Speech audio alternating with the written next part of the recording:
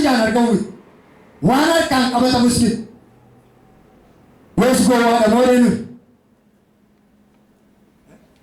Gowwaadha mooree nuyi. Ilaa waan ijaan hin argamu waan harkaan hin qabamne tokko eegna. Innis jireenya bara baraa. Inni immoo gidduu keenya jira. Ameen. Abdiin ijaan argamu immoo abdii miti. Maa jechuudha? Bishee tokkotti yaada kiristaanotaa abdiin ijaan argamu abdii waan ijaan argamu waan harkaan qabatamu taanjabni nagar waan ittiin jennu kun waan harka keenyaan qabannu abdachaa waldaa keessa teenya tana waaqeffan yeroo waldaa dhufte fakkeenyaaf for example yeroo amma waldaa kana dhufte mana fa'aa argaa dhufte yoo ta'e birrifa argaa doolaara argaa dhufte tana kun abdii maal waan ta'e hin argamu teoloojii isaatu bitaa isin galee akkamiin sirriidhuma bitaa isin galee teoloojii isaatu amma yeroo waldaa kanatti gorte akka tasaas gori sirrimatti yaadis godhe waan qabatamaa ilaalaa dhufte taanamatti waan namni qaqqabuu danda'u waan namni yaaduu danda'u waan namni hojjechuu danda'u argatta taanaan isa kana hoo warri maqaa gooftaadhaan hin beekne iyyuu namtatu. Walediit Israa'el isinti akkamitti jiran? Maqaa gooftaa Yesuus isa waaqarraa isinitti dubbachaa jiraan. Ol baatanii tumasuma jirtu. As jirtu taana walii galaan jiru. Nuyi nama waaqarraati ergaman gooftaan keenya fayyisaan keenya achii dhufannee eeggachaa jirra. Warra waaqarraatti lallabaa jiran warra waan minaan miltee safaraa barbaadan yoo taatan lallaba kana achi waliin galtan mataa isin dhukkubsaa jecha. Akkami baata? Faarfannaa tokko utuu jechaa jirtu gidduutti immoo naa dhufe ergaa kana achiin kan wal fakkaatu. Farda ulfinaa tokko irra taa'ee dhufa yeroo jettu bakakna jedhe laphee koorra. Isa eegaa irra waan ta'eef. Ameen. Ameen. Kiristaanii abdiin isaa waan ijaan argamu waan harki namaa hojjechuu danda'u waan sammuun namaa yaaduu danda'u maal abdanna seen waa jireenya bara baraa irra jiru wanti nuyi abdannu abdichi maa inni nu eeggannu jettan yoo namni barreeffatu jiraateef lammaffaa inni dubbachuu barbaadu wanta waaqayyo nuuf yaadee qopheesse. Mee nama tokkoon gaafadhu. Mee nagasa simaan gaafadhu. Wanti waaqayyo siif yaadee qopheesse maal? Jireenya bara baraa. Jireenya bara baraa keessa maaltu jira? Maal beektame? Maal beektame meenatti? Hundumtuu jireenya bara baraa deemti. Jireenya bara baraa keessa maaltu jira mee? Attee galtee? Gooftaan si yaadatu. Ila sodaatina hunda keessan hin gaafadhu. Wanti nuyi abdan waan sammuun namaa biran gee iji namaa nagadhe lukkisiisaan sinii kenna kunoo waan ergaa isaa dubbisa Qorontos irraa boqonnaa 2:9 Caafata qulqullaa'aa keessatti dhaggeeffadhaa amantootaa firoota koo baay'een isin jaalladha. Caafata qulqullaa'aa keessatti waan waaqayyo warra isa jaallataniif qopheesse iji namaa nagarre gurri namaan dhageenye yaanni namaas makiina ala kana yaa'u na caalaa argitan gaasinan barnootaaf iyyuu yeroon itti gabba'uu dhabee rakkachaa jira. Asittan 4 kiilootan barachaa jira. Harki namaa qaqqabee namoo qaqqabe. Dubbatanii oduu sinii fadhiisu maal jedha? Harki namaa qaqqabee moo qaqqabe? Maal hojjete? Nama hojjete. Amma sagalee isaa kana gurri namaa dhagaa jira moo hin jiru? Iji keessan hin agarree? Makiinaaf dettoleessi.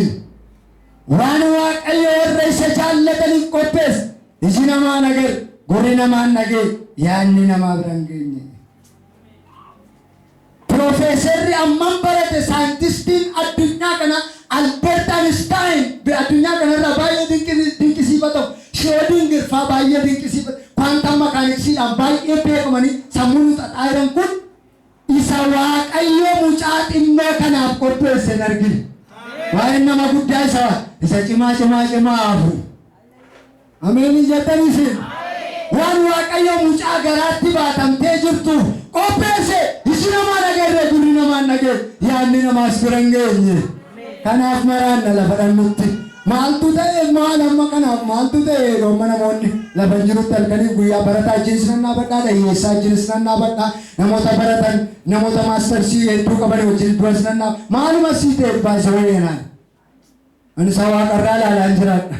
Ne jedhame ani isa Waaqarraa ilaalaan jiraadha dhaamesi. Dhukaama ammasin mee harkaan kutadhaa ka'e akkas taanaan.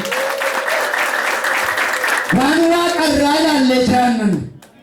Wanti nuyi abdannu kun hamma irraatti beekaan addunyaa kana magaalaa kana keessa akka biyyattiitti magaalaa guddattiin ishee makana waan ta'eef baay'ee qaba kan jedhan alasa jiraatu keessa isa Waaqayyo nuyi warra amma mana xiqqaa kana keessa iddoo kana jirruuf qopheesse biraan geenya nagara.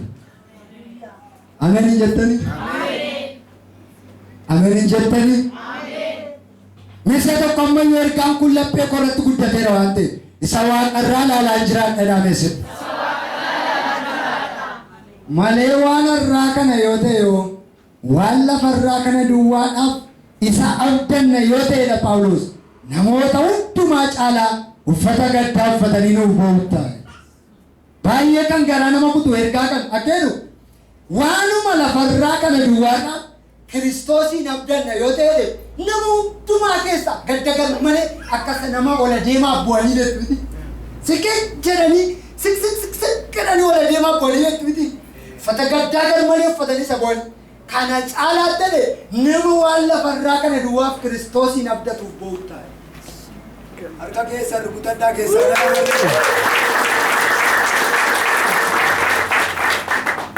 jirtaan amma akkasiis gidduu waanuma lafarraa argamu duwwaadhaaf hammarraa dhaqeen waldaa sanatti waaqeffadhu dhaqeen jilbeenfadha itti taanaan namas siin agarre malee uffata gaddaa uffatanii wayyoo kaa hin duute kaayii obboleessa kooyii sii boonya gaa si awwaalla gaa jechuudha baqqaasiif namas siin agarre malee Kiristoosii kanaaf abdatta tana.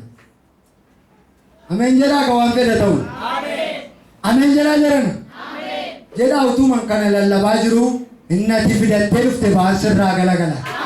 Annoo tajaajiluma akkasii tajaajila dhugaan sinitti hima tarii mucaan kun sinitti hin dubbanne malee beeka Kiristoos immoo dhugaa baatu kun utuman akka itti lallabaa jiru namni fayya. Ameen.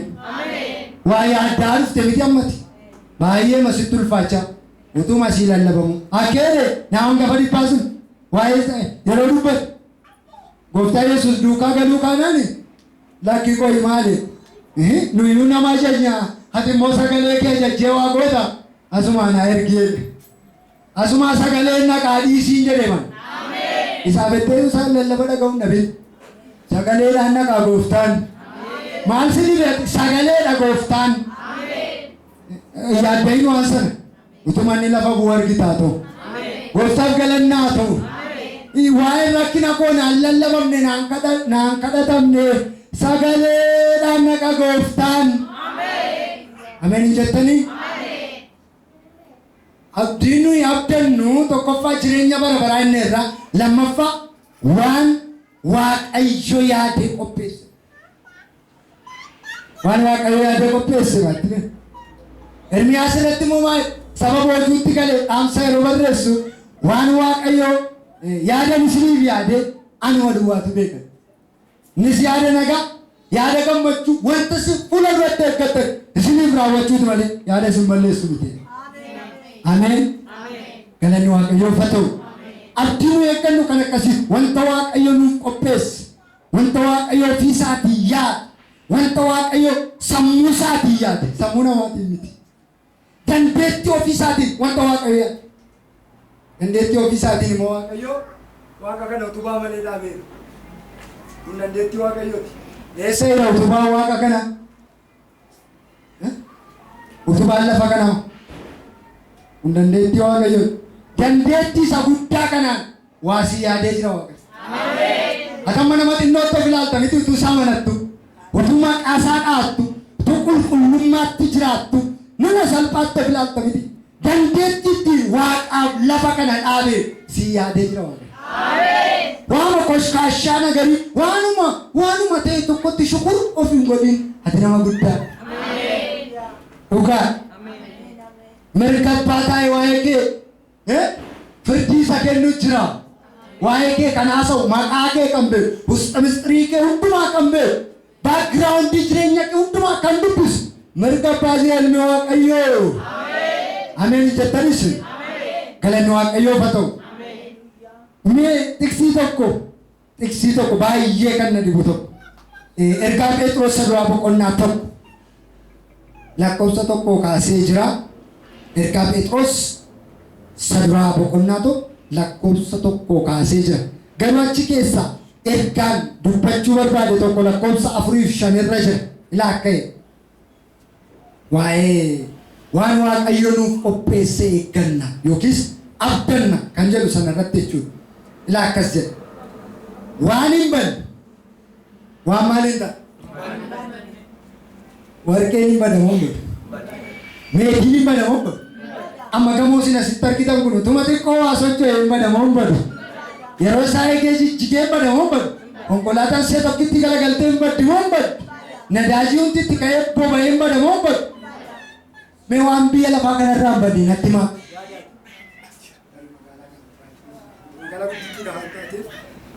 Tarii jiraachuu danda'a. Waan biyya lafaa kanarraa hin badne mee. Waan hin badne waan nama harkaa baduu hin dandeenye. Yaada yoo jiraate harka sanatti namoonni umuriidhaaf xiqqoo bubbultan keessa yoo beektan waan hin badne mee nan dubbisa qaddoo maalaa ilaalaa. Waan hin banne tokko waan xurii hin qabne natti ma biyya safroomsa inni kun immoo ijaran miqwaame xiqqoo waa isaa sinitti amma yuunivarsiitii wajjin baran waggaa 5 wajjin turre inamanuu lakkii naan jedha lakkii amanii yeroo jedhu na bira ciisa naan hin maru amani lakkii jedhu ani waaqeffataadha. Maaluma waaqeffataa menatti biyyoon jedhe moo kanaanaan hin jedhu. Hin sodaatin uumaan jedhu. Gara dirree hin cinnii kanan immoo. Utuma kennu waggaa 5 dhumarratti akkan jedhe yoo yaadattate bara 2006 Waaqayyo guyyaa qaba akkatti sitti dhufu qaba gaansi dadhabeera adeemis. Dhugaan sirriitti barataa baay'ee danda'eera inni argeera. Akkuma fiiziksii barsiisu sana wangeela barsiisaa jedhanii waldaa dhufanii na ilaaluun dhufaniitu nama 7-6 ta'anii waldaa ta'u maqaan isaa ulfaatu malee. Nan dadhabe isa iseen galee bakka eebbifamne. Utuun turin yoo 2012 hangafa mucaa inni argatee siqaa nyaachise gooftaan maqaan isaa ulfaatu malee. Achi ol ba'a malee asii gadi seenu nyaate. Hin danda'a gooftaan maqaan isaa ulfaatu malee. Waanuma itti keessan hunduu akkuma bishaan filoo seenan asii ol tokka'u keessaa tokka'u jalqabe mucaa kee. Hinduutu hin jiraatu siqaa nyaachise qaba. Wangeelaawwi tokko itti ergeetu hin amantamoo namantu hin amanee. Gooftaa harka walitti rukuttanii seenuudha. Isuma dhugumaan dadhabeen Waaqayyo akkatti sitti dhufu qabadeeman dhaamsa dhaameef innis amanee rannadu inni mucaa keessaa asii ol tokko wachumaan dhaabate kanumatti dhufee mootti hin dhumne maqaan gooftaa ulfaatu. Inna akkasitti jireenyi isaa gara Kiristoos dhufee amma na dursee jilbeenfachuu barbaada doormii keessaa akkamii waan kun na karakkaruu barbaada waliin ka'eetti kaanis galanni gooftaaf haa ta'u. Ani tajaajilaa ta'ee utuu hin jilbeenfatin attamii wanni kun edeen doormii gadi ni ilaala dhugaadha. Galanni Waaqayyoof haa ta'u. Waaqayyo karaa ittiin namatti dhufu qaba. Ameen. Waan xurii hin qabne Isa si gaafachuu kan gara kee dhufe miti. Bishaanni xuraa'ii xurii baasa miti bishaan. Waan xurii hin qabne biyya lafaa kanarraa natti himaa. Uffata keessanii, mana keessanii, warqee harkatti kaa'attan, mormatti kaa'attanii xurii hin qabu warqeessu. Hin qabu. Tu gara abiddaatti geessine hin beekamti. Abidda biratti malee hin beekamtu isheen immoo rakkinni ishee. Kuma kiristaana. Eessatti beekamtu sun? Kiristaana ta'uun keessan eessatti beekamu? Waldaatti? Yeroo shubbisaa waldammaadha? Yeroo dhaabatanii wangeela lallabanii? Fakkabsuun guutuu maal hin argin jedhu? Utuu bishaan hin argin jedhu. Danfatti gadi nannaa shuu'etti akkuma paastaa bulluqalitti. Kiristaanni kan inni ittiin beekamu abiddichi rakkina keessa darbuudhaan lafa rakkinaatti. Galanni gooftaa bada. Kanaaf warqeen harkatti kaa'annu xurii qaba moo hin qabu? Manni keessa jiraannu xurii qaba moo hin qabu? Uffatumti nuyi amma uffannee teenyu kun xurii qaba moo? Harrumayyuu miiccadhuu kottu xurii qabu. Mee ilaala. Harrumayyuu miiccadhuu kottu jedhu xurii qabu.